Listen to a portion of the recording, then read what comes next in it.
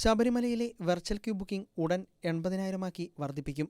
ഈ മാസം 27-ന് നടക്കുന്ന 12 വിളക്കിന് മുമ്പായി വെർച്വൽ ക്യൂ വഴിയുള്ള ബുക്കിംഗ് 80,000-ആക്കി ഉയർത്തും എന്നതാണ് ലഭിക്കുന്ന വിവരം. മണ്ഡലപൂജയ്ക്കായി നട തുറക്കുന്ന ദിനം മുതൽ 80,000 തീർത്ഥാടകർക്ക് വെർച്വൽ ക്യൂ മുഖേന പ്രവേശനം നൽകണമെന്ന് ഹൈക്കോടതി നിർദ്ദേശം നൽകിയിരുന്നു.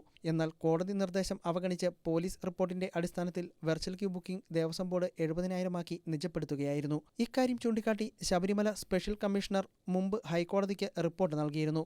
അതേസമയം ബുക്ക് ചെയ്തവരിൽ 15,000 പേരുടെയെങ്കിലും കുറവ് പ്രതിദിനം ഉണ്ടാവുന്നുണ്ട്.